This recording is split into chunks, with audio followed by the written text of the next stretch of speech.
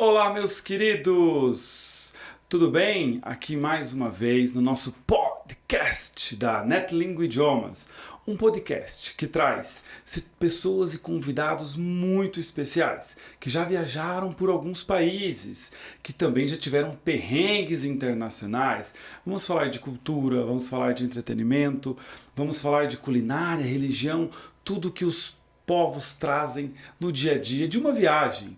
E hoje, uma ilustre convidada aqui conosco, Ana Lúcia Tortato, mais conhecido como Ana ou Aninha para os mais próximos.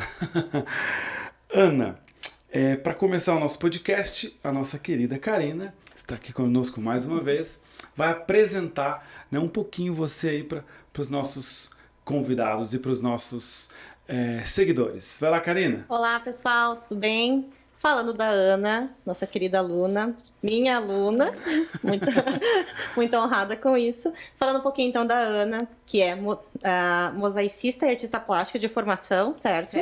E também fez uma pós-graduação em psicopedagogia, que é bem incrível isso. Já com 20 anos de experiência na área de magistério, trabalhou em vários projetos, inclusive projetos de educação juvenil, certo? E há 24 anos já trabalha com pintura, óleo, com mosaico, que você vai falar um pouquinho pra gente disso, certo? Fundou aqui em Curitiba, em 2022, o projeto Arts and Trips com algumas amigas, também da parte da área. E, além de tudo, traz um histórico de viagens encantador. Comentou com mais de 18 países, que já me deixou aqui, com o coração palpitando, quero muito saber sobre isso. Então, hoje seja muito bem-vinda, a gente está muito feliz de receber você aqui hoje com a gente, tá, Ana? Obrigada. Eu também muito feliz e obrigado pela oportunidade, Que legal. Então, Ana, comece com a gente contando um pouquinho da tua história profissional, para a gente se entendendo, como que você começou e como que você está hoje também. Eu sei que você tem algumas empresas também nessa parte de empreender. Conta um pouquinho para a gente. Então, a minha formação é artes plásticas, Eu fiz vestibular já aos 32 anos, parece que tudo começou na minha vida meio... Só o casamento que foi cedo, e os filhos também, que vieram cedo. Mas, assim, começou mais tarde. Eu prestei vestibular para a UFRJ, para artes plásticas, porque naquele momento da minha profissão, quando eu estava ainda como professora, foi quando eu ingressei neste projeto de educação juvenil, e que parece clichê, mas ali eu vi que não é a arte salva. Eu trabalhava, mesmo não estando formada em arte, já sim professora, mas não em arte, eu comecei a trabalhar com esses meninos oriundos da rua, nesse projeto de educação juvenil, que era um projeto dos CIEPs, Foi no Rio de Janeiro? No Rio de Janeiro. Eu sou carioca, nascida e criada no subúrbio do Rio, os meus pais não tiveram educação formal, mas foram alfabetizados em casa e deram muita importância à questão da educação. Que legal. Por isso que nós estudamos em escola pública sempre, mas as melhores. Que a minha mãe ia para a fila. Então, as melhores. E eu me formei professora, fui trabalhar e tal, e tive a oportunidade de ingressar nesse projeto de educação juvenil, que era para trabalhar com jovens oriundos da rua. E foi uma idealização do Darcy Ribeiro, Aliás, os CIEPs, se hoje ainda estivessem funcionando, seria realmente uma revolução na educação.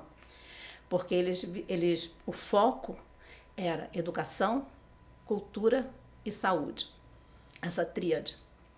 E a gente focava muito na questão de capacitar esses alunos, até no sentido deles verem assim que eles podem, quer dizer, que eles poderiam, E como eu fui trabalhar com arte, aquilo me despertou. Eu falei, vou fazer de fato, vou aprender, vou buscar para poder fazer um bom trabalho, para poder ainda ajudar mais aquela comunidade. E assim foi. Então, eu trabalhei na Prefeitura do Rio por 20 anos. Aí, meu marido veio transferido para Curitiba. E aqui eu não continuei como professora. Busquei outras coisas. Legal. Então, quando você veio para Curitiba, você parou de trabalhar como professora? parei de trabalhar como professora. Fiz alguns concursos, passei para a prefeitura de Curitiba e passei, modéstia à parte, em primeiro lugar em Matinhos. Que legal. Olha só. Mas, assim, depois de 20 anos, eu ia pagar para trabalhar. E as pessoas que eu tinha conhecido aqui, minhas amigas, né, que eu já estava com um círculo de amizade aqui, Ana, mas para quê e tal? Mas, assim, é a minha paixão a educação. Mas eu também tinha a Giovana, pequenininha, né, que eu ajudava a mãe dela a cuidar, né, a minha filha ainda estava trabalhando e tal. Então, aquele processo que a avó faz, né, e quando a gente passa, a gente não fica perto de casa, né, o concurso você coloca, sei lá, só em Matinhos que não, porque eu passei em primeiro, então foi tranquilo, né? Mas, assim, daí eu fui buscar outras coisas mesmo, sabe? Como eu tinha me apaixonado com o negócio da arte, né, que fiz a UFRJ, trabalhei nesse projeto, então, como eu comecei a me apaixonar mesmo pela arte, eu fui buscar outras coisas. Aí foi quando eu fui buscar a questão do mosaico e a técnica agora que a gente trabalha de fusing, né, com a Arts and Trips, que depois a gente pode falar um pouquinho. Legal, legal. Eu fiquei curioso aqui também, Ana, sobre essa questão lá do Rio. Era um projeto da prefeitura, era em horário de escola ou era pós-horário e envolvia, né, você falou dessa tríade, envolvia, no teu caso, assim, o que exatamente, conte um pouquinho do dia, da rotina, de como que os alunos chegavam lá, se era o pessoal que realmente morava em locais, assim, conta um pouco mais. Esse projeto de educação juvenil, ele foi pensado pelo Darcy Ribeiro, né? E foi criado para atender esses jovens de rua. Então, quando eles chegavam à escola, era um projeto que funcionava à noite, das 7 às 10 da noite. A gente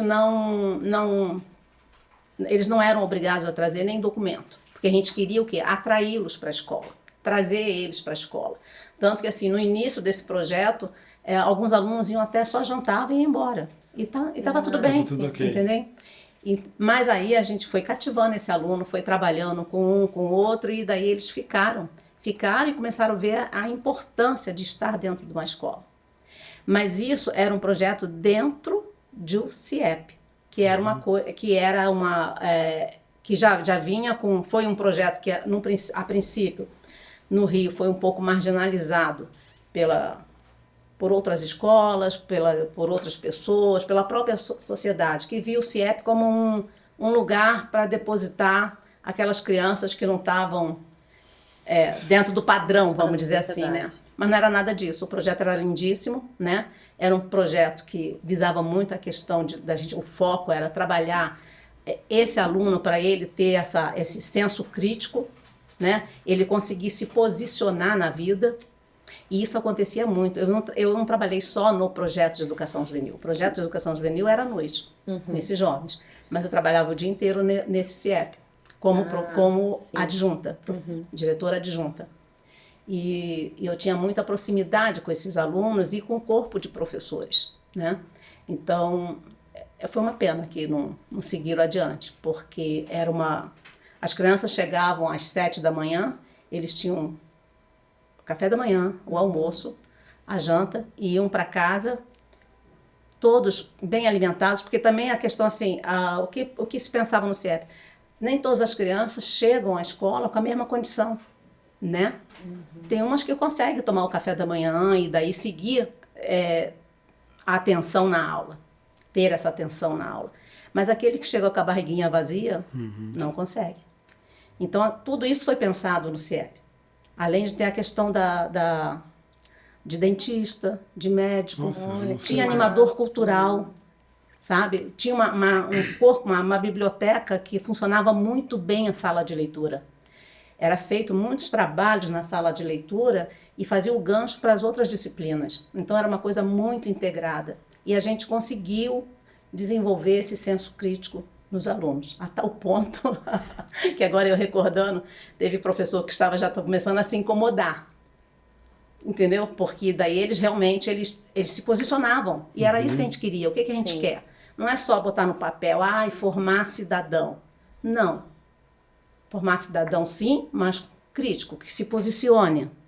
E isso incomodava. Sim, assim como incomodou o professor, alguns professores, não todos, é claro, né? Porque aqueles que já tinham o espírito de CIEP, né? Que acreditavam naquela filosofia, naquele trabalho, não se incomodavam. Aquilo era um orgulho, na verdade. Era um orgulho, na verdade, era um orgulho. Mas eles eram maravilhosos. Era maravilhoso trabalhar naquela comunidade, eu amava. Essas crianças, eu não sei, né, muito bem como é que funciona isso, são crianças que elas estavam numa pobreza extrema com família, tendo casa, ou acontecia também de ter criança assim de rua, isso era possível? Ou era relacionado com... Não. A gente tinha crianças que tinham uma família, tá? Que seguiam a vida normal, claro, famílias que não de classe média, né? Sim, mas não tinham condição, mas que tinha uma casa, que tinha uma casa, tinha uma mãe, tinha um pai presente, tudo direitinho. E tinha aquelas crianças também que tinham mais vulnerabilidade, entendeu? Essas crianças que não tinham essa mãe presente o dia inteiro em casa para ter esse afeto, esse carinho, esse cuidado, essas crianças tinham dentro do CIEP, em cima da casa, da sala de leitura, tinha a mãe social, que aí ela ficava com 24 crianças, de 20 a 24 crianças, e essas crianças ficavam no CIEP de segunda a sexta, porque os pais estariam trabalhando, tá? Sim. E final de semana iam para casa. Ainda tinha esse projeto também. Era muito legal. Incrível. E aí em Curitiba tem uma pergunta que não quer calar, né? Que eu sempre faço para os meus amigos cariocas. O primeiro impacto aqui da cidade, como que foi? E claro que muitos, né, falam, não dá para comparar, outros comparam, enfim. Depende muito do quanto, né, tipo, a Alice fala, não, Rio de Janeiro é o melhor. Tem uns que ficam, não sei, eu prefiro Curitiba, mas eu não posso falar. Meus amigos vão me matar. O que você percebeu quando você chegou aqui da diferença, não só do trânsito, da estrutura, né? Eu sei que o Rio é maravilhoso, né? Não, incrível. Eu quando eu cheguei aqui foi 29 anos atrás. A gente chegou em agosto de 95. Eu lembro que estava um frio do cão. Mas nem faz frio. Muito frio. O que mais me impactou no primeiro momento foi a questão do frio. E assim, de verdade, Renan, eu me sentia um ET. Me sentia um ET, sério. Claro, nos primeiros meses, né? Até porque eu nem tinha, assim, o carioca é muito à vontade. Lá é calor, é praia, então você vai num shopping. A coisa que me impressionou muito foi a questão do shopping. Quando eu entrei no shopping a primeira vez, as mulheres extremamente elegantes, sabe, muito arrumadas. E lá não, lá a gente vai no shopping de Havaianas, né? Cada um vai do jeito que quer e tá tudo bem. Mais despojado, né? Mais despojado. Então, assim, foi um choque. Para mim, essa questão do frio, né? E das pessoas serem muito, muito arrumadas, mais formais, né? O carioca não é formal. O carioca é até... Hoje eu vejo no carioca, eu sou carioca, mas hoje eu vejo até com um pouquinho de falta de educação, porque a gente é muito entrão mesmo. Mas é o jeito do carioca. Não é falta de educação, é o jeito. É um jeito despojado. Porque, por exemplo, se você senta numa mesa de bar, então, uma pessoa do teu lado, de repente, você está contando a vida amorosa. E tá tudo certo, entendeu? Entre um show e outro, você vai contando teus casos. Então, assim, a diferença, eu acho que é isso. É só na questão do despojamento mesmo do carioca e o clima. Que para carioca, realmente, agora não, porque mudou o clima, a gente não pode negar esse negócio né? Dessa mudança climática, está aí, porque...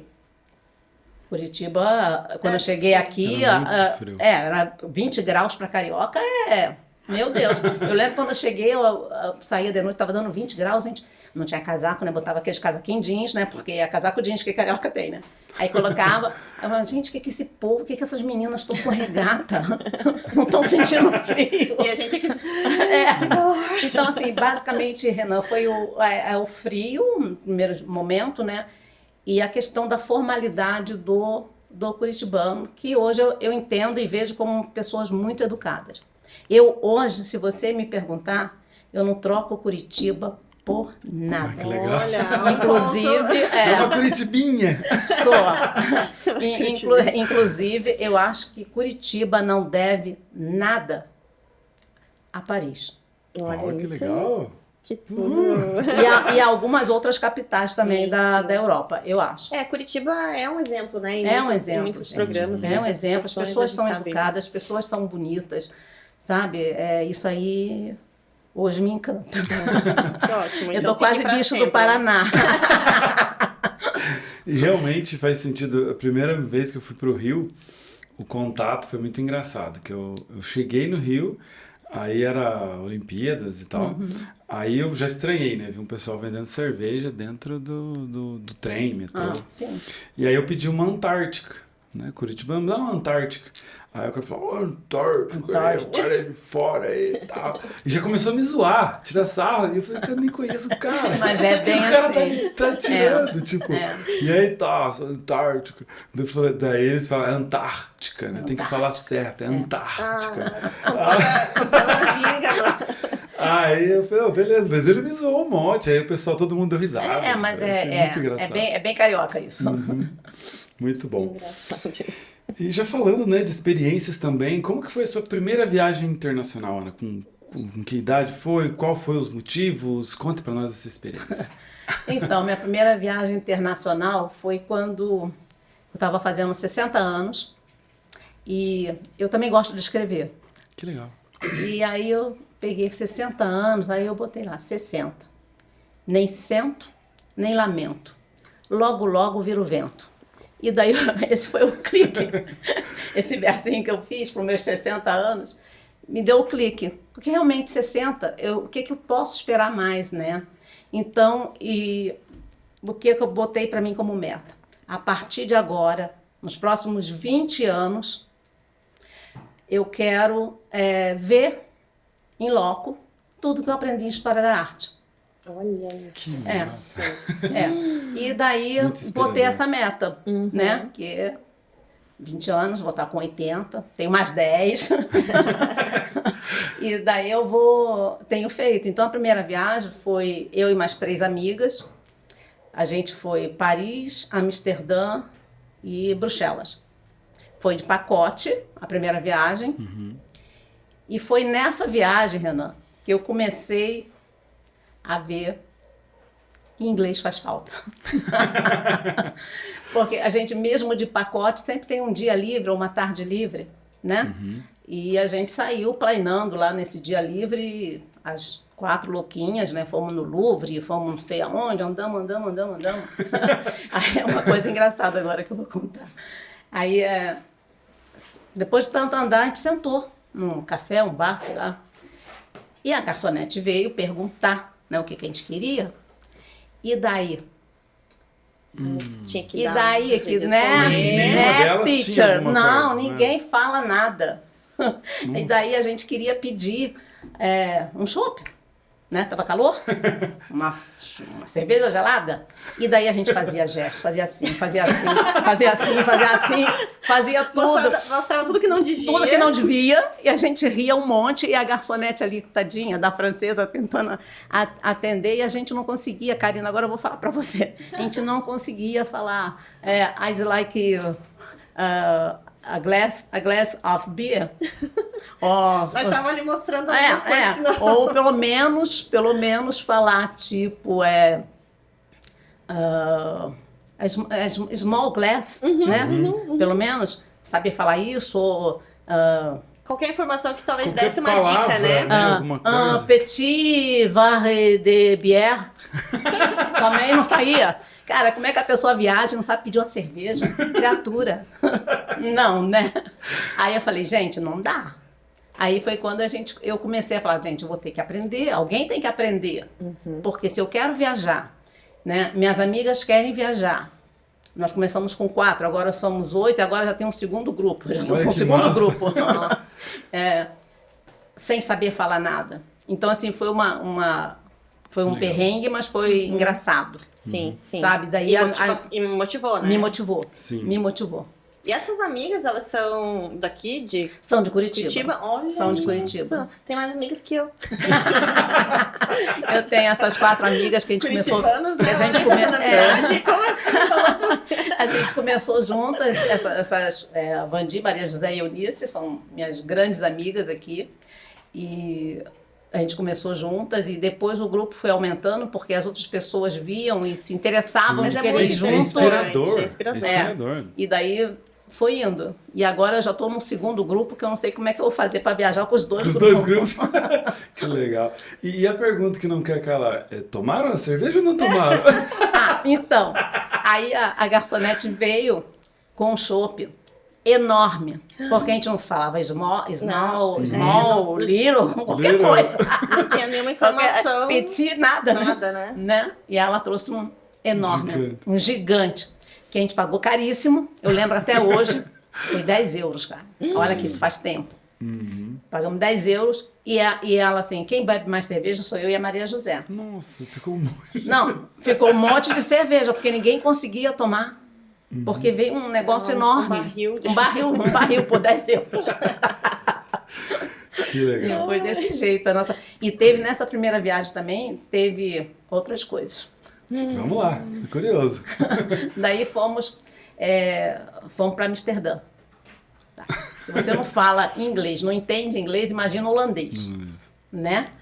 Eu até hoje eu não sei como que nós chegamos no Museu de Van Gogh e como a gente saiu dali. Mas a gente chegou. Foi e voltou. E aí, a teacher agora vai ficar louca.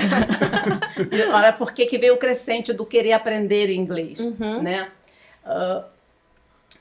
A minha amiga falou assim para mim, eu vou com você no Museu de Van Gogh, mas eu quero ir na Red Line.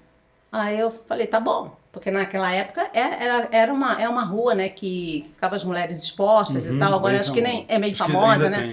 Não sei se ainda tem. Eu acho que não, acho que não tem mais não. Por causa dessa coisa do feminismo, né? Ficar mulher ali se exibindo e tal, como... Bom, enfim. Como um objeto. Aí a gente conseguiu ir no Museu de Van Gogh, porque é um dos meus preferidos, né? Fomos em Van Gogh. Tá, então vamos lá. Aí perguntando como é que chegava. Mas, Karine, pensa, a gente chegava para as pessoas e fala, como é que a gente falava? Head, com I no final, né? Headline. Street headline. Ai, meu Deus. A pessoa não entende, né? Não. Porque a pronúncia está completamente errada. E ainda não é um país falante do inglês, né? Eles falam muito ali, né? Ainda, eles falam bastante ali. Sim. Todos falam inglês. Todos. Né? Já é desde pequeno. E a gente no headline... Foi difícil, mas chegamos também. Chegamos. Mas chegamos. Eu vou ter que ajudar elas. Elas querem algo, né? Se fosse hoje, talvez eu conseguisse pronunciar um pouquinho melhor. Teve uma menina que me encontrou uma vez e ela falou que percebe que é brasileiro que bota o I. Facebook. Isso é brasileiro. Facebook. Red, né? E não fala nem o red. O red. Né? Esse I é muito... É porque no português não tem, né? No português a gente não tem uma finalização de palavras que não termine, né, com o E, o A, né? A não ser que seja mim, né? E para mim, assim, aprender o inglês foi um desafio por causa do R do carioca. Sim, isso também é muito perceptível. Eu tive professora na faculdade, né, de professora de inglês, que era carioca, e assim, acho que foi o sotaque que mais me marcava, assim, que eu conseguia perceber claramente a forma de fala com o sotaque carioca. É um sotaque muito forte, muito pesado. Quando eu pensei em fazer o inglês, eu fui cursar acho que era no SESI ali da esquina, fiz uns meses ali no inglês. A professora falou pra mim, você não quer fazer francês, não? Por causa do R. Porque esse R foi difícil perder esse R. E é difícil perder mesmo. Eu conheço um aluno, um colega nosso, um abraço pra ele, o Anselmo. E ele fala inglês com sotaque carioca. É muito engraçado. É muito massa. É muito. E pausado ainda, né? Pausado. Tentando controlá-lo, mas ele solta, difícil. Não tem como. Difícil. Muito legal. É difícil. E nesse primeiro tour foram 4 países. Foram 4 países. 4 países. Ainda aconteceu mais uma coisa. Na primeira aconteceu tudo. Já que é para ter experiência? Vamos tudo. Aí, por exemplo, a gente fez parou em Frankfurt para fazer conexão. E ficamos uma noite lá, um dia. Aí no dia seguinte, a gente no hall do hotel, chegaram 2 espanholas e perguntaram se a gente falava inglês. Acho que elas queriam alguma informação. Aí a gente, não sabendo falar, no. Aí elas perguntaram se entendia, então, um pouco de espanhol. A gente conseguiu entender isso. A gente falou, bora. Sou falante. Cara, Renan e Karina, vocês não têm noção, cara.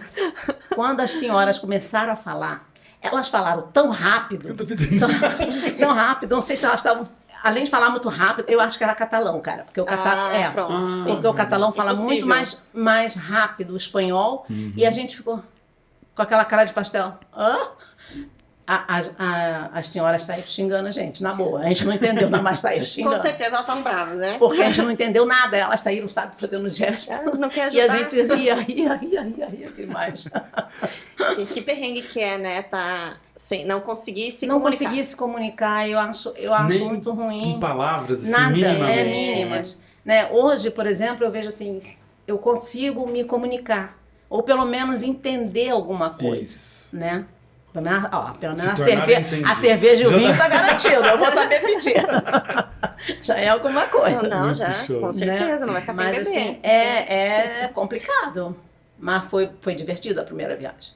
Foi muito divertido. E quero saber mais também como isso foi você que começou, né, com esse pensamento incrível, e como que foi as outras mulheres, né, entrando no grupo, esse processo de viajar. Vocês hoje, que eu adoro fazer programação de viagem, eu sempre falo para minha esposa, a gente tem uma viagem programada daqui a 5 anos, a gente já tá vendo os pontos, tal, mas tipo, a gente gosta de ficar sonhando e na hora que chega lá você, nossa, é aqui, que legal, tipo, que a gente hoje pesquisa na internet e tal, vê tudo, né, os detalhes, para poder fazer um roteiro legal. E você começou a fazer isso, elas foram vindo, foi uma coisa orgânica, e aí hoje vocês já têm essa programação, viajam de, sei lá, 1 vez por ano, 2 vezes por ano.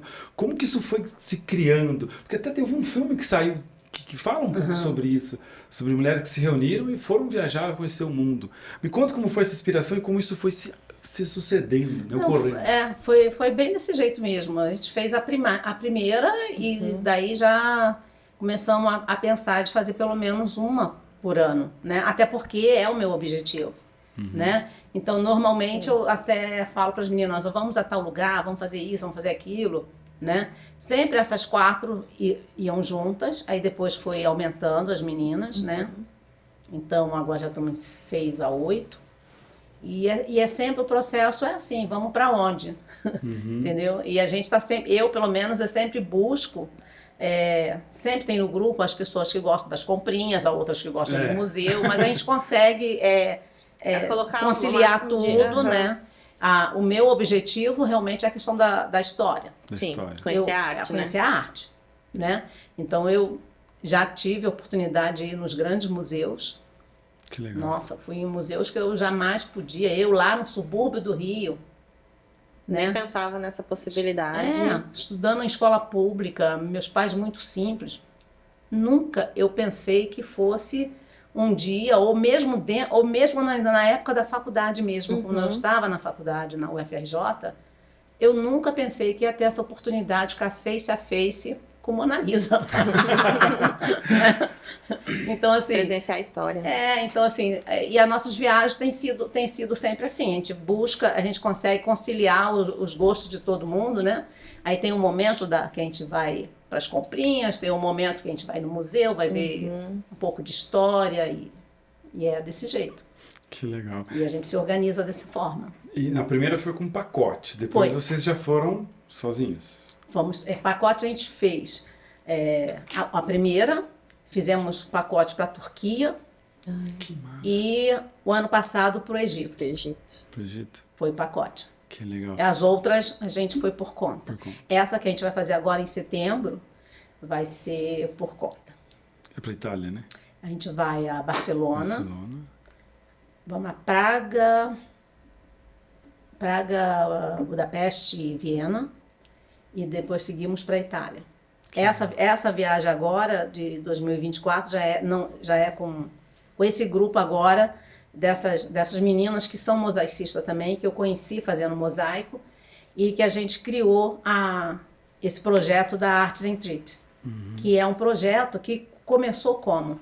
Começou com o sonho da professora nossa de mosaico, a Solange, que é excelente, uma mestre no mosaico.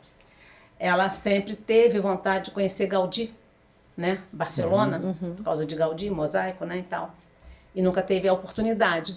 E a gente, para fazer essa homenagem a essa professora, né, e justa, a gente falou, vamos começar a trabalhar, juntar todo o dinheiro e vamos levar a prof. Olha que máximo. Organizado. E isso começou em agosto de 2022. Aí todo mês a gente paga uma mensalidadezinha, mas é irrisória, R$100. Nós somos 6. E vendemos e fazemos as peças, que são, né? São essas aqui de tá utilizando. Fusing, são lindos, né? São maravilhosos. São as peças de Fusing, que a proposta é reciclar vidro. São vidros e garrafas que iriam para descarte. A gente pega e transforma em ecojoias e a gente vende e a gente participa de feira e com essa história agora vai culminar com essa viagem que vamos conseguir proporcionar isso para a professora, né? E lá conhecer as obras de Gaudí e os mosaicos que tem em Ravenna, por exemplo, a gente vai na cidade de Ravenna, na Itália, que é uma cidade dos mosaicos. Nossa. Então, a prof vai ter essa oportunidade e a gente também. Eu acho que vai ser bem legal. Com certeza. Vai ser bem incrível. E detalhe, a gente não está botando a mão no bolso. Foi tudo do nosso trabalho. Que legal. Isso é mais perfeito. Consegue ser mais perfeito e ainda. o que eu acho mais legal ainda, assim, que as pessoas têm se encantado com a nossa história da Arts and Trips, é porque nós somos 50 a mais. Sabe? São todas as meninas têm 50 a mais. Eu sou a mais velha. Mas todas começando a empreender com 50 anos ou mais, né? E assim, eu acho legal isso, né? Você ter ainda essa vontade, Sim, mas é uma inspiração, né? Realmente é uma inspiração isso. E a gente não pode deixar isso, né? A gente tem que continuar vivendo. Tem vida, tem que viver. É o meu lema. Enquanto tem vida, eu tenho que viver, senão... E o projeto em si, né? O projeto é maravilhoso. Porque traz a questão da reciclagem do vidro, né? Para uma venda posterior aí de produtos lindos, porque eu já vi alguns. E a gente tem buscado se aprimorar, né? Até por isso que a gente veio fazer o italiano aqui, porque a ideia da gente é se profissionalizar cada vez mais. Porque o negócio deu tão... A gente começou com uma brincadeira, vamos dizer assim. E o negócio deu tão certo que o sonho está ficando grande. Então a gente está buscando se profissionalizar. A gente veio fazer o curso de italiano porque tinha a intenção de fazer um curso de vidro em Murano. Nós vamos em Murano, mas não mais vamos fazer o curso, porque lá não é essa técnica que a gente busca, é vidro soprado. Não é o que a gente faz. Porque isso aqui a gente pega o vidro, higieniza o vidro, corta o vidro, pinta o vidro, faz o que quer e leva no forno a 800 graus para queimar, para sair as peças. E a gente nem nunca sabe como que vai sair muito bem, entendeu? Então, a gente tem feito objetos de decoração e as ecojoias. Então, não é o que a gente ia ter lá em Murano. Mas o italiano está valendo e vai continuar. Sim, vai ser utilizado. A gente já descobriu que aonde tem o que a gente quer é em Buenos Aires. Tem vários ateliês que ensinam a técnica do Fusing, né? E então, a gente está pensando em março do ano que vem para lá fazer um curso. Em Buenos Aires. Em Buenos Aires. Próximo curso espanhol, então. Quem sabe? Quem sabe? Vou sair daqui poliglota. Isso. Mas que ótimo. Mas olha, mas se eu conseguir cerveja, é isso que eu ia falar. Se eu conseguir pedir a cerveja, né, ou o café, né, italiano, espanhol, inglês, tudo bem. Perfeito, que máximo. E já aproveitando das viagens, né, qual foi a segunda trip, assim? Depois eu queria falar um pouquinho dessa logística, ou vamos falar já da logística. Como que vocês fazem para os vidros, né? É através de algum local onde o pessoal entrega? Como para pegar a matéria-prima? Matéria-prima? Tá. A gente pega descarte mesmo, às vezes em vidraçaria, né? Nossa, que legal. Eles descartam aqueles vidros. Recortes e tal. Tem também a nossa professora, ela é de Araucária, e lá tem o reciclar, que são dos catadores e tal, né? Então vai muito material e vai vidro também. Então ela também consegue um pouco. Muito interessante. E garrafas, a gente faz coisas com garrafas de vinho, de cerveja, sabe? Porque garrafa é uma situação que você descarta, eles não pegam, porque não tem como, quem recicla, vamos em carrinheiros, vamos dizer, eles não vendem. Eles vendem cobre, vendem papelão, a lata, né, lata, mas o vidro em si não, né? Não, as garrafas a gente consegue pegar... Eles são descartadas, então, né? Então, descartadas, exatamente. Mesmo. E até mesmo a gente, às vezes, quando vê que é uma garrafa num verde, é uma coisa, a gente já vai separando cada uma de nós, e as pessoas sabem já, né, que a gente trabalha. Por exemplo, eu trabalho com mosaico também, e tem mosaicos que são feitos com louça quebrada. Então, eu tenho amigas que quando quebram uma xícara, elas me dão. Sim. É um presente para você. Exato. Uma xícara quebrada. Então, acontece a mesma coisa com a questão do vidro, né? São vidros que vão para descarte e a gente consegue pegar em vidraçarias. Muito show. E também já peguei. A gente também já olhou muito dentro de caçamba de lixo, viu? Sim, pra ver. Vai que. Mas esse é um trabalho incrível, eu acho. Porque ajuda a natureza, Sim. Né? Além de estar ajudando a natureza, são ecojoias mesmo, ficam bonitos. Ainda mais agora que a gente tem buscado outros acabamentos, sabe? O nosso acabamento está melhor, porque à medida que a gente vai fazendo, a gente vai melhorando. Sim. Né? E a gente vai buscando conhecer cada vez mais. Você comentando, Ana, por exemplo, cerveja, né? Na época a gente comprava a grade de cerveja e você toma, depois devolve e troca, reciclado. Né? Só que agora, a maioria das cervejas, por exemplo, de algumas marcas, você compra e você não troca de novo, você tem que ser descarte. Aí às vezes fica aquele monte de garrafa, mas eu vou jogar no lixo, vai cortar alguém lá. Não sabe o que fazer a com gente ele, separa, deixa no lixo que não é lixo ali, às vezes levam, às vezes não leva, vai pro lixo normal mesmo, porque tá lá, como é que eu vou descartar aquilo? Descartem na Arts and Trips. É um trabalho incrível até de criar uma logística para levar esse descarte. Né? A gente busca, às vezes, em vidraçarias, né? Porque eles têm cortes e tal. Mas é uma ideia incrível, realmente, porque vidro, né? É o que tem muito, né? E daí transformar num produto que vai ser utilizado, muito bonito, por sinal, e ainda realizando um sonho, né? Porque através deles agora, vocês ainda vão conseguir fazer a viagem, presentear a foi professora. sensacional isso, Incrível, gente. né? Você sabe que, assim, sinceramente, Renan, assim, eu não vou ser nem um pouco modesta. Você sabe que nós estamos orgulhosas de nós mesmas. Mas precisa ficar, né? Porque são 2 anos a gente trabalha duro. Quando a gente vai para o ateliê, normalmente a gente vai nos sábados, a gente chega no ateliê às 8 da manhã e fica em pé trabalhando até às 8 da noite para produzir peça, porque a gente tem que encher um forno, né? Sim. E então a gente tem que encher aquele forno, então a gente trabalha até encher o forno. Pra conseguir encher o forno.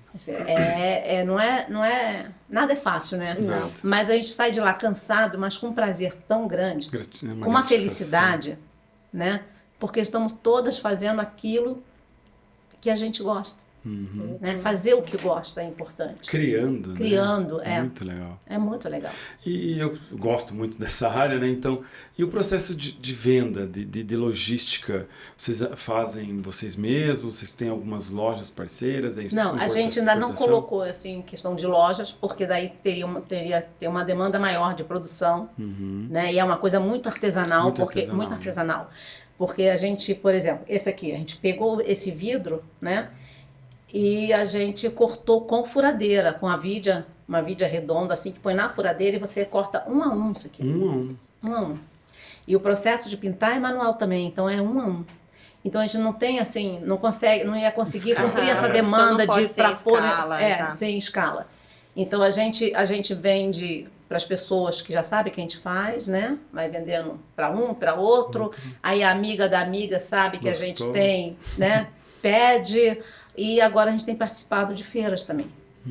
Legal, feira. E a gente tem o nosso Instagram, né? O @artsandtrips. Olha que máximo, isso é legal. Porque por mais que tenha encomenda, ela é um pouco mais controlada do que, de repente, uma loja, né? E vocês conseguem fabricar a quantidade que é possível, né? Hoje vocês trabalham as 4, né, nesse projeto? Tem mais pessoas? Somos 6. Somos 6. A 4 vocês conhecem, né? Que sou eu, a Regina, a Paula e a Eliane, ainda tem a Ivone e a professora Solange. Que legal, que legal. E no espaço? O espaço é dela? O espaço é da professora lá em Araucária. A gente vai para Araucária. Então vocês vão até lá ainda? Vamos até lá. Vamos até lá. Que legal, muito show, Ana. E das viagens, né? Falar mais um pouquinho das viagens. Depois, quais outros países você conheceu, ou, né, com a sua trip? Como que foi aí essas próximas? Pegaram a América Latina também? América Latina, eu fui, mas não com as amigas, eu fui com a minha filha. Né? Eu fui a Lima, Cusco, fui a Cartagena, o que mais? Panamá. Legal. E nessa comparação, assim, que você... Para os Estados Unidos foi também, não? Ainda não. Ainda não? Mas o visto já tá pronto. Já tá pronto. Só ir. Que legal. E dos que você foi, ou dos que... Uma pergunta que eu acho muito legal, que eu vi um ator, um apresentador, que era apresentador do Fantástico, agora eu acho que ele tá na Record, não sei. E eu vi um cortezinho dele e ele falou, existem lugares que a gente tem que indicar, falar, divulgar para as pessoas irem, porque tem que ir. Daí ele comentou sobre os lençóis... Camargo. Zeca Camargo, esse mesmo. Aonde que ele foi? Ele falou dos lençóis maranhenses. Ele né? falou do mundo todo, independente eu do vi que ele falar. Escolher. Não tive a oportunidade de ir. E eu achei muito legal isso. Os lençóis maranhenses eu não conheço, mas no Nordeste eu conheço alguma coisa. Uhum. E aí, falando, né, de locais para conhecer, dos locais que você foi, né? Se você pudesse falar para alguém, vá nesse lugar, ou num restaurante, que a gente falou, né, que era da Polônia, ele falou, tem que ir nesse restaurante, que é caseiro e tal.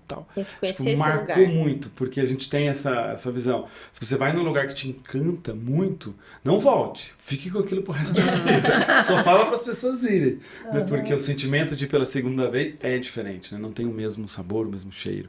Então, das viagens que você foi, dos países que você foi, qual que você falaria, tem que ir nessa experiência, para mim foi incrível, que você teve a melhor experiência, assim? Olha, Renan, vou te falar que teve alguns lugares. Tu conta pra nós. Você comentou que foram 18 países, né? Não é pouca coisa, né? Olha. Agora, assim, deixa eu ver. Egito foi impressionante para mim, até porque as obras que eles têm lá, pelo amor de Deus, né? Que são aquelas pirâmides, aquelas coisas, uma loucura. Incrível, né? Outro país também que me deixou assim muito surpresa, até porque não sei como, mas foi um lugar que eu me senti em casa. Quando eu cheguei ali, Grécia. É muito chique, né? É muito chique, né? Então, óbvio, né? É Grécia. Eu cheguei na Grécia, parecia que eu pertencia àquele lugar. Que massa. Né? E sem contar que também tem muita história. Isso que eu ia falar, que tem história ali. Muita história. Muito grande. Né? Eu conheci o interior da Grécia, Olímpia, Meteora, nem sabia que existia Meteora. Então, assim, e o fato de eu me sentir muito em casa. Foi uma coisa assim que me impressionou muito. A viagem à Grécia, por essa questão. É como se realmente eu tivesse vivido ali. Eu tinha essa ideia, essa sensação. E o que mais que uma outra também. Cusco também. Você chega ali e fala, não é possível. Né? O que é essa civilização? Você vê uma civilização, né? A história que está ali, né? E para onde que eles foram, né? Porque de repente, pum, né? Verdade, o que aconteceu, né? E agora, um lugar assim muito bacana, que assim, gostoso de ir, que eu amei e voltaria, é sentar ali na Navy, em Copenhague, naqueles barzinhos ali em frente, né? E aí eu brincava com a minha filha, que a gente ligava o ventiladorzinho, né? Porque só ficava só gente bonita passando na tua frente, sabe assim? Ai, só gente ótimo. bonita e muito educados, muito educados. E a gente sentou ali e tava meio friozinho, aí foi, sabe? Aí aquela coisa de botar aquele chalezinho assim, xadrez, que eles te ofereciam, tomar um vinhozinho rosé e só no ventiladorzinho. Só apreciando a paisagem. E assim, muito agradável para um happy hour, para um fim de tarde, sabe? E ver também assim, o final do expediente deles ali em Copenhague, é tipo em Amsterdã. Você vê assim, quando vê, sai aquela monte de bicicletas, as pessoas saindo de bicicletas, né? Eles usam muito bicicletas lá. E o impressionante também é que, por exemplo, ninguém rouba. A gente ninguém rouba. Incrível. Renan, é incrível isso. Isso me impressionou, sabe? E me fez questionar por que a gente não pode ser assim. Por que a gente não pode ser assim? Nós temos tudo para dar certo, né? A gente é um povo bonito também, é um povo alegre, o clima é bacana. Um país né? incrível, né? Um país Maravilhoso, incrível. sem desastres naturais. Não deixa de lado esse jeitinho, né? Porque assim, é uma coisa que porque olha só, a gente pegou o metrô, eu e a minha filha, fomos pegar o metrô. Aí não tem ninguém no guichê, não tem guichê, né? Você entra, tem uma maquininha ali que você compra. E a gente não tava não tinha trocado o dinheiro, acho que eram as moedas de coroa dinamarquesa, que lá o dinheiro é coroa, tinha que ter umas moedinhas para pôr na máquina. E a minha filha fala inglês muito bem. Aí, e outra coisa que me impressionou também, ninguém entra, porque não tem catraca, não tem nada que te segure, você pode simplesmente o metrô parar e você entrar. Mas ninguém faz isso sem pagar. Ninguém faz isso sem pagar. Não, eu não vi ninguém fazendo isso, Karina. É a educação, não vi, né? É a educação, a educação que eu digo, a educação de ensino mesmo. De ensino, cultura, aí, que você tem de... Aí, a minha filha perguntou, uma senhora desceu do metrô, ela perguntou como é que fazia, né, para pagar ali. E daí tinha que ter a tal coroa lá, dinamarquesa e tal. A senhora queria até pagar pra gente. Aí ela falou, não, nosso hotel é aqui perto, a gente retorna lá e troca até no lobby ali do hotel, né? Sim. E a gente fez isso. E as bicicletinhas ali do lado do metrô, todas ali que as pessoas deixam, né, na estação do metrô, a bicicleta, e pegam o metrô para ir mais pro centro para trabalhar. Todas ali sem cadeado. Que legal. Gente, é uma coisa... Então, assim, a Dinamarca realmente ali me impressionou a questão desse cuidado com o que eles têm, sabe? Com as pessoas, com as coisas, com ser honesto. Foi muito legal. Tem alguns países que já adotam o atendimento... Você mesmo se atende, né? Se atende, o self-service, digamos assim. E não só do próprio produto. Você compra e na hora do pagamento... Você pode pagar em dinheiro, porque tem um local com dinheiro. Com dinheiro. E você pega o troco. Pronto. Isso é uma coisa que é fora do comum. Fora do comum. Colocando aqui no nosso contexto, né, brasileiro, isso, né, nem se imagina. Mas para eles, é normal. Isso é o natural. É o natural. Isso é o correto. Aliás, mas é isso que tem que ser, né? Exato. A gente não tem que aplaudir a pessoa que fez uma coisa que é certa. É obrigação. É o mínimo, gente. né? Seria o mínimo, mas aqui o mínimo. Pra gente isso... Não é então, uma realidade, assim, né? a Dinamarca me impressionou, né, nessa questão aí, sabe? Que eu vi que, assim, que é um país que funciona, né? Dessa forma, né? E daí bate uma tristezinha na gente, assim, tipo, nossa, né? Poderia ser assim. Né? Realmente esse sentimento ele é bem, bem real, porque eu me recordo que a gente é brasileiro, então a gente está sempre ligado. Você nunca desliga o radar. Aí eram umas lá por volta, sei lá, de 3 da manhã, eu tava andando em Londres e, cara, aquela história, né, meu GP, acabando a bateria do celular. A gente não desliga, né? E eu falei, cara, eu tenho que decorar aqui o caminho, eu tava vindo do aeroporto, porque se acabar eu tenho que ter em mente. Só que eu tava mais preocupado, não com o caminho, de estar andando 3 da manhã ali, com alguém passar, vi um pessoal passando de bicicleta e desconfiado, o pessoal rindo, conversando, e outros voltando de balada, enfim, lá tipo São Paulo, tudo 3 da manhã, tá tudo funcionando, gente na rua, mas o clima de estar 3 da manhã no meu país era o mesmo lá, pra mim, no caso, que eu fiquei muito esperto, ligado. Se vinha alguém, até veio duas pessoas vindo assim, eu atravessei a rua, porque se eles atravessarem, já estão me seguindo. Eu já sei que estão me seguindo. E eles nem aí, passaram ali, tipo, conversando, tal, tomando uma cerveja. Nem estavam tomando cerveja, mas estavam vindo de um bar, e que eu vi que eles estavam batendo papo, assim, você começa a escutar, né? E ali eu tive essa mesma percepção claro que lá também tem momentos, né? Tem. Todo lugar tem. Só que eles ficam... o nosso aqui no Brasil, a gente fica muito mais inseguro. Sim. Né? E lá você fica um pouco mais solto. Um pouco mais solto, né? Mas como brasileiro, a gente acaba não entrando em digamos assim, em furada fora do país exatamente por isso. Disso, que porque a gente cuida, aqui né? tá sempre alerta. Sempre alerta. Você tá num bar, por exemplo, uma lanchonete, um bar... Tem bebida e estão servindo bebida. Essa bebida aqui... Não vou comprar uma coisa na rua.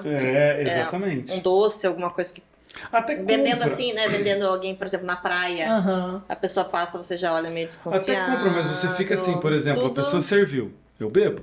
Mas ela serviu, levou, voltou. Pronto. Por que voltou assim? Estava aqui na frente, por que foi? Então, esse tipo de estar ligado, o brasileiro, ele é safo para isso, né?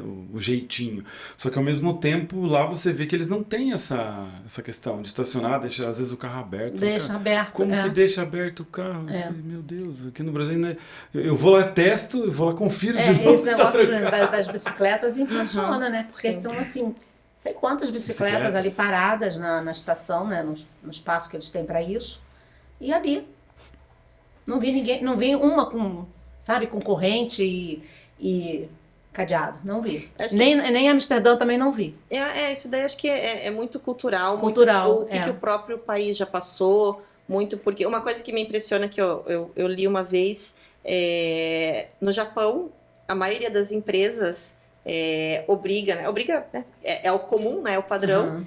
O estacionamento das empresas, todos os carros têm uma posição para estar estacionado que é de frente para a saída e com a chave.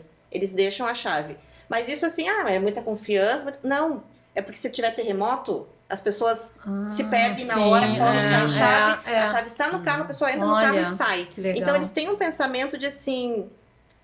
Ninguém vai pensar em roubar o carro, porque a minha maior preocupação é que é um terremoto e não um assalto, né? Então, assim, às vezes o que o país passa, já passou ou vive, monta, né, essa educação, digamos assim.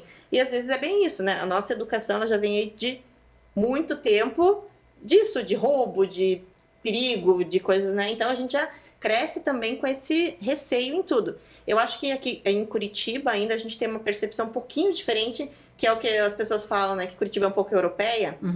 E a gente tem um pouco dessa sensação. Então, até quando a gente vai para fora, vê em outros locais, em outras cidades, tudo parece grande, assim, no sentido, meu Deus, aqui é perigoso. Eu tive no Rio semana passada e saindo do aeroporto, o nosso Uber foi roubado. O menino entrou dentro do carro. Na linha vermelha? Saindo do Santos Dumont. Santos Dumont. Passando pelo centro. Sério? Ele parou no sinaleiro. A gente já tinha passado por uma situação, porque antes, no sinaleiro anterior, o ônibus já passou voando assim por ele. Tá tendo assalto. Já tinha avisado. Ele correu, ele seguiu, né? O Uber seguiu. E mais, acho que umas 3 quadras pra frente, parou no sinaleiro novamente.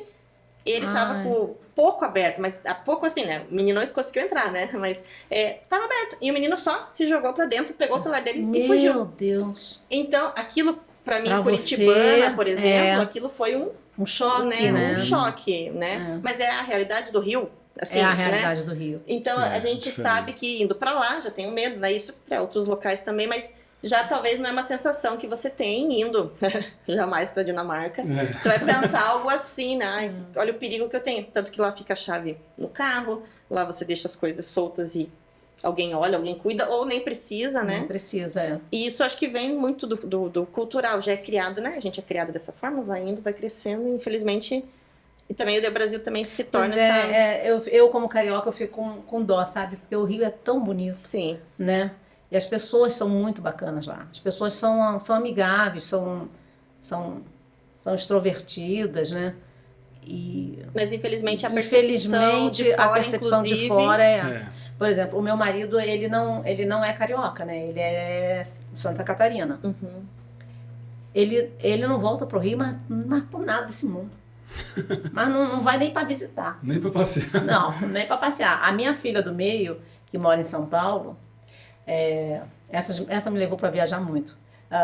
Ela sempre fala, mãe, pro Rio, o Rio é bonito do alto, do avião. Chegando ali, né, vendo o Corcovado. Mas o Rio é muito bonito, gente. É uma pena a questão da violência. Eu fico triste. E daí tem esse E eu já saí de lá há 29 anos atrás, você pensa. 95 por causa de violência. Então, pois e não parou, não passou. Parou, só piorou. Acho que só piorou. Piorou e se organizaram, né? Se organizaram, esse jeitinho brasileiro que você comenta é justamente isso. Esse jeitinho, né? A gente tinha que... Aí eu vou voltar na deixa do CIEP. A questão do CIEP, quando Darcy Ribeiro pensou, né? Nessa escola nova, nessa tríade aí, nessa coisa do senso crítico, de focar nas capacidades do aluno, talvez se tivesse continuado, sim, muita coisa não teria, sabe? Porque quantas crianças a gente ali trabalhando no CIEP e na educação juvenil Pode ser que, pode ser até, Karine, que assim, meus alunos não tenham virado doutores, mas nenhum virou marginal. Entendeu? Então, assim, não é clichê que a arte salva. Não é clichê que a educação salva. Não é, gente. É a questão de oportunizar, né? E eles estão ali naquelas comunidades, vão fazer o quê? Se enquadrar, se não tiver uma boa escola pública. Vão se enquadrar no que... Eu sou cria de escola pública, eu sempre estudei em escola pública. Mas eram excelentes, eram de qualidade.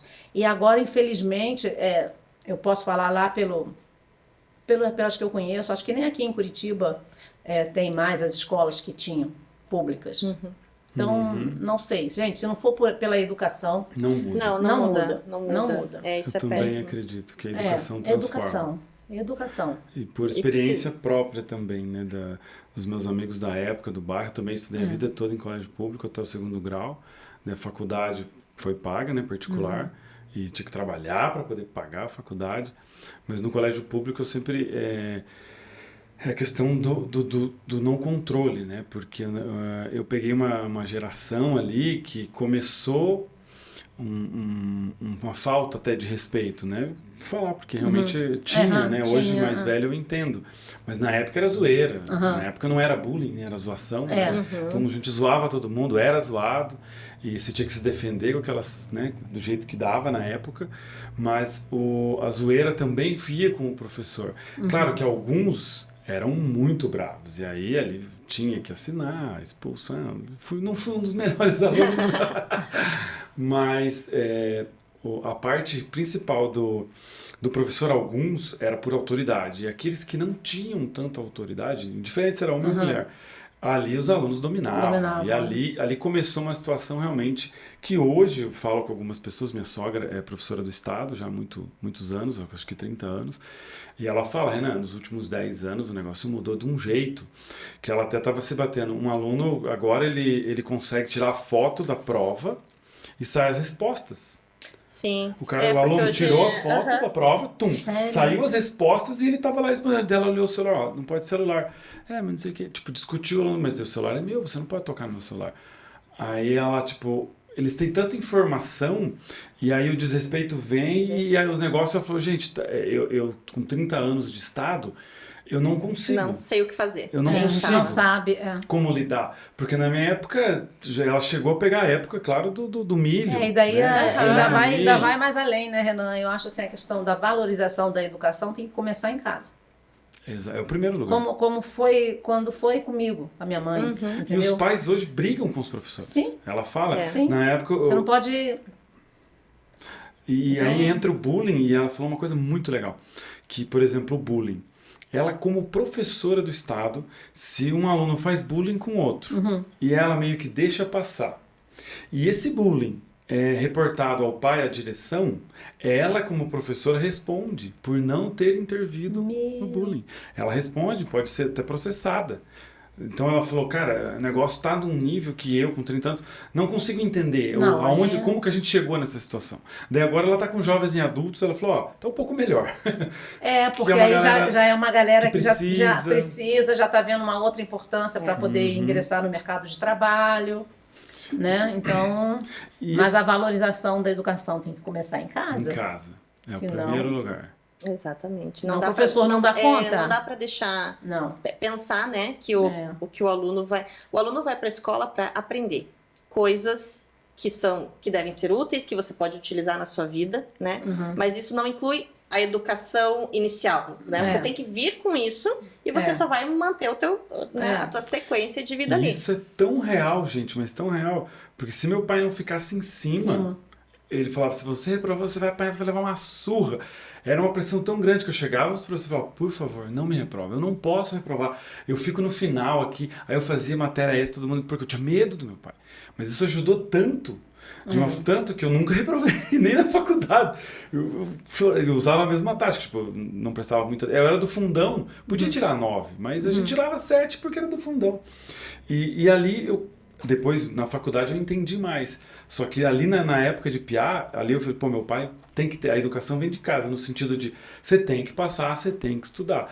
E pessoas, Até amigos porque... meus que ficaram soltos, muitos nem terminaram o segundo grau. Como que a professora vai cobrar isso do aluno? Como que a professora vai ter uma posição de cobrança de família? Porque se hoje ela cobrar e fizer algo, vai ser o bullying do professor com o aluno. Não pode. Então o aluno reclamou disso, por exemplo, se a professora fosse educar o aluno com o celular, que está lá na sala, e ele fizer uma reclamação, o professor... Ela encostou no aluno, ela falou que ela encostou no aluno, não sei o que. Esse aluno reclamou pro diretor, a professora tocou em mim, não pode. Porque eles sabem as regras, daí eles abusam. E ela falou, gente, ali foi onde ela realmente mudou para os jovens e adultos, porque ali para ela foi o final. Assim, então, ainda bem que eu não voltei para a sala de aula, fui procurar outras áreas. A educação está complicada. Infelizmente, né? A gente precisa disso. Esse assunto a gente sempre comenta não só da cultura, né, mas também da educação dos países. Porque quando a gente viaja, a gente consegue realmente... Isso, vocês que têm uma escola de inglês, é uma coisa que, assim, que me fez pensar também, né, de querer aprender o inglês. Porque se nessas viagens que eu fiz, gente, todo mundo fala inglês. É incrível. Não é a pessoa de classe média que fala. Isso foi há muito tempo atrás. Quem tinha a possibilidade de fazer inglês só porque... tinha condições financeiras, né? Não, mas mas hoje não. Fora daqui que a gente vê, todo mundo fala, Renan. Sim. A pessoa que te atende, o taxista, o jornaleiro, o garçom, todo mundo fala inglês. E isso foi uma coisa que eu comecei a observar e eu tenho que falar. Em algum momento eu vou ter que falar. Né? Porque precisa para você se comunicar, se você gosta de viajar, se você quer viajar, tem que ter inglês. Não adianta, tem que ter. Tô quase dizendo que o inglês também salva. ou eu costumo dizer que saber inglês e dirigir dá liberdade. Dá liberdade, é verdade. Dá liberdade. Muita liberdade. Né? Porque se você vai lá fora, você se comunica, você se vira, né? E eu vi muito isso lá. E aqui a gente não fala. Então, o que você atrela a nós brasileiros culturalmente e questão de números percentuais? Não falamos, 90% não fala e 95%, 5% fala fluente e 95% não fala. Ou é intermediário. O que você atrela ao tamanho do nosso país, ao não precisar, e nosso país é tão grande que não preciso falar o idioma. O que você atrela por exemplo, você só começar mais tarde a estudar inglês ou estudou não fazia sentido? Por que você acha que a gente não tem isso? Também não vem da base, né? A base também não se preocupa com o segundo idioma. Sabe, Renan, eu já busquei isso de procurar saber por quê, né? Porque a gente dá inglês na escola. Eu, no meu antigo ginásio, eu tinha língua inglesa e francesa.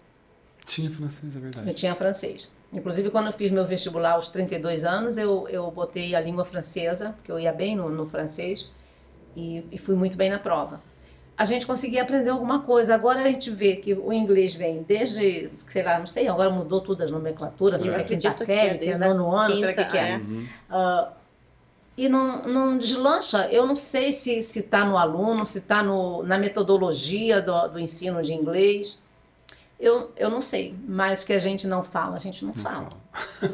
A gente não fala. E é constrangedor, como numa dessas viagens mesmo que eu fiz com a minha filha, ela fala bem inglês, ela é fluente.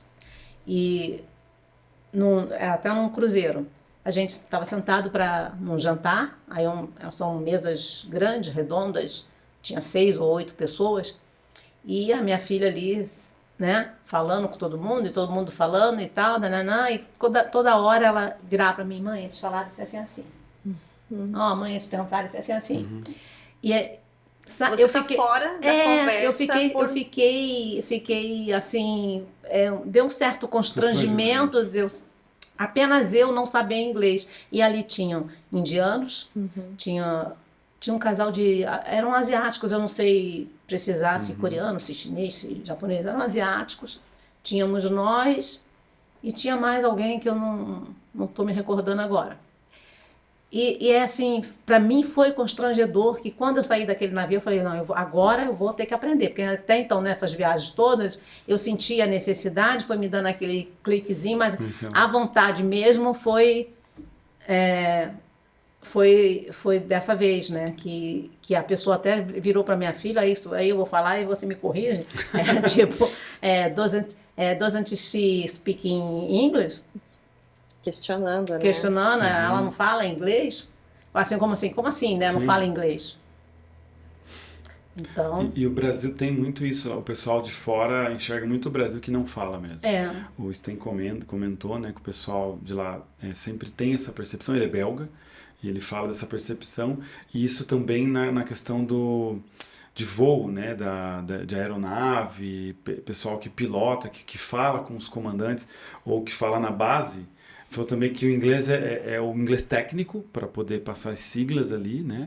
Mas na hora que desenrola um outro assunto, não consegue. E aí o indiano fala do jeito dele, e o brasileiro quer falar do jeito inglês, sei lá, britânico, americano. Não tem. Nativo. É o nosso inglês do brasileiro, é o nosso jeito de falar. Tem que se comunicar pelo mesmo, né? Não fazer que nem a gente lá na França que ficou desse tamanho. Inventando né? moda. Inventando moda e o small não saía.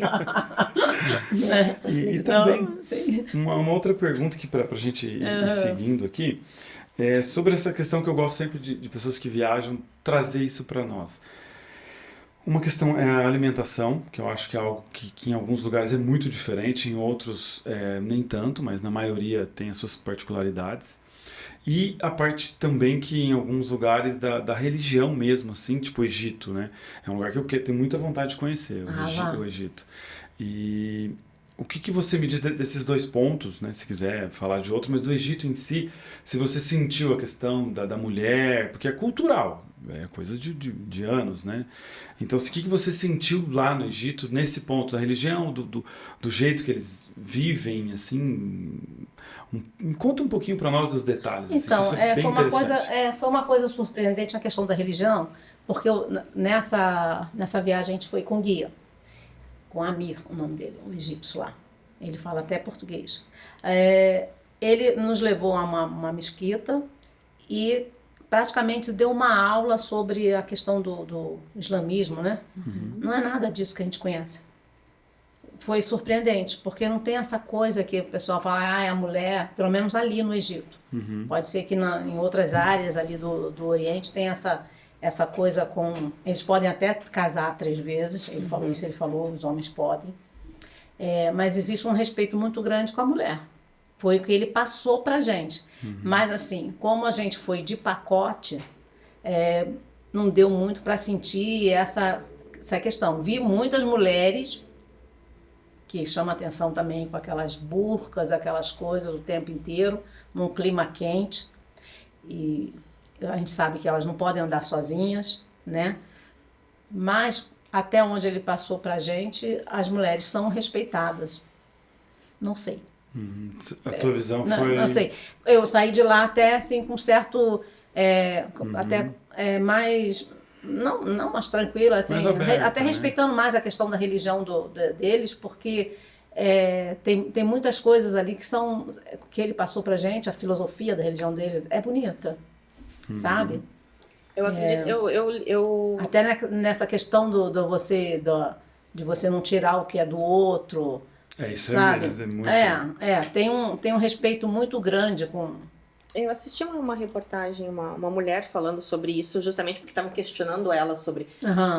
vocês aceitam Essa é a curiosidade, tudo, né? Não é assim. E ela comentou, é possível que o homem se case, mas não quer dizer que todos vão se casar. A grande maioria não casa. Não casa só com a primeira. E se a primeira mulher ela for contra isso, ela tem o direito de pedir a separação. Exatamente. E ela pode voltar à vida dela, normal, né, social. A gente só já tem... Nossa, se a mulher se separa... então eu vi uma reportagem também, eu não...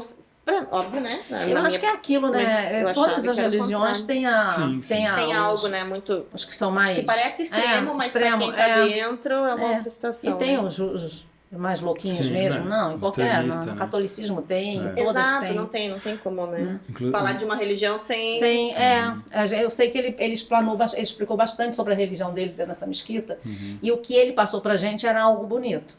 Agora não sei se aquilo era pra, não sei se aquilo era se é realmente ou se é a prática, né? Porque meu primo, né, foi pra lá e ele foi sem guia, né? Ele estava num hotel internacional, e tal. E aí ele pegou as coisinhas dele, tava saindo, né? Tipo umas 6 e pouquinho da noite, no internet. Ele falou, vamos... Que ele gosta de fazer trip. Então ele falou, vamos...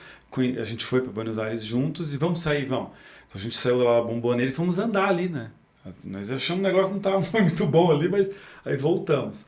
Mas ele gosta de fazer esses rolês. Sair, ver o dia a dia mesmo, fora. Que é isso que é mais legal, né? Tá o ponto turístico aqui, você dá uma volta. Eu também gosto de fazer isso. Ver o povo em si, a realidade, né? E aí ele disse que queria sair, não sei se era um segurança, alguém chamou alguém do hotel, veio, um garçom, alguém lá de dentro, ele falou que não era um chefe, nada. E ele tinha um inglês bom, a mulher dele não tanto, mas ele conseguiu desenrolar. E ele falou, o cara não deixou sair.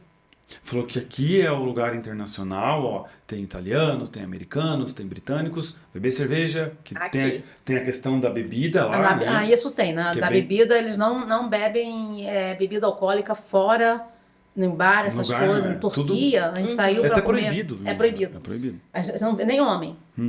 O que eles bebem é chá. Chá. Exato. Eles não bebem. Você consegue, claro, tomar um vinho se você estiver dentro do hotel, porque aí é internacional, aí Isso. ok. Mas fora, eu lembro que na Turquia a gente saiu pra comer uma pizza e fora do hotel. E daí, gente, pizza, vamos comer uma pizza com água. Água sem gás aqui. Só podia ser chá. Só chá. Pizza com chá. Complicado. Aí complicou, né? Aí acaba. Mas é assim, né? Eles não bebem, não bebem. E o cara foi ênfase assim que ela não podia sair. Porque ela é de fora. E lá, não sei se é ou não, enfim, até eu quero chamar ele para vir aqui para explicar melhor essa história, que a gente, né, em churrasco, assim, sempre comenta um pouquinho da sua experiência.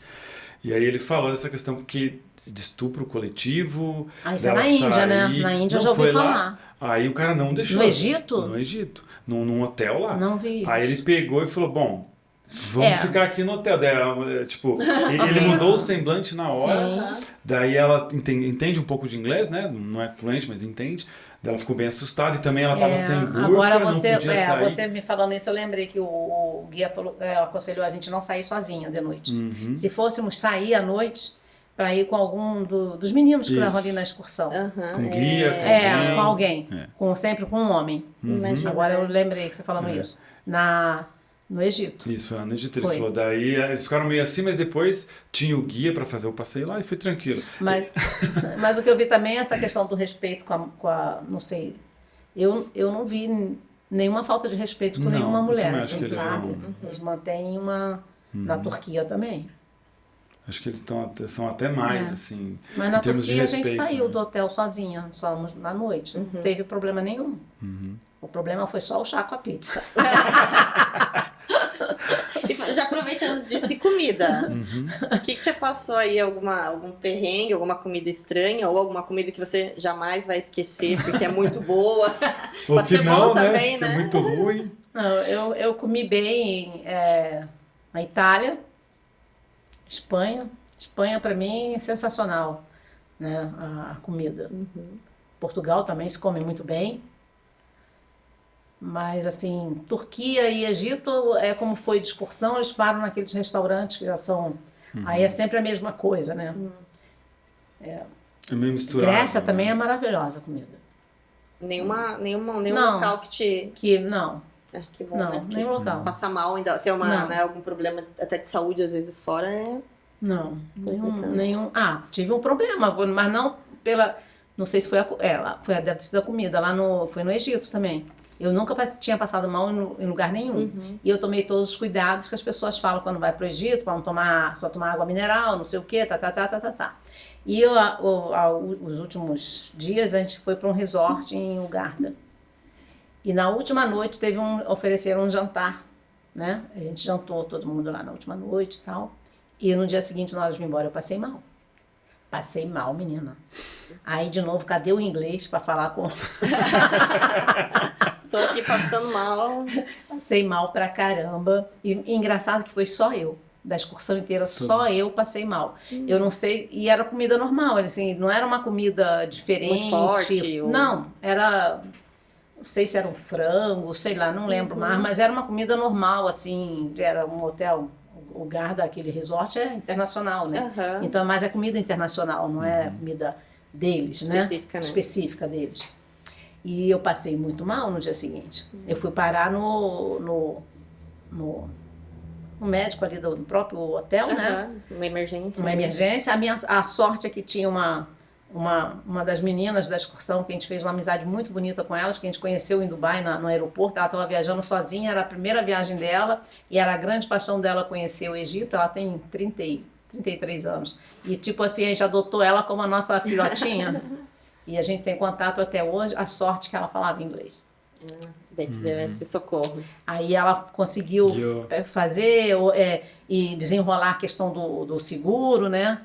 E daí deu. E o próprio guia também, o Amir, né? Ele fala, claro, ele é egípcio, ele conseguia também, ele falou com o médico, mas muitas coisas essa amiga que auxiliou. Nossa, que legal.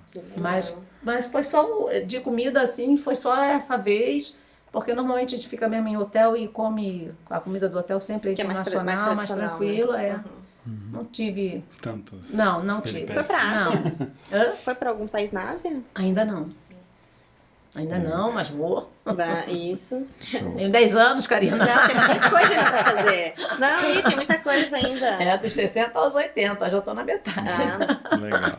Perfeito. E, Karina, teria mais alguma consideração? A gente está chegando aí na reta final, né, do nosso podcast. Muitas coisas, né, bacanas. Muito legal. Quero agradecer imensamente, né?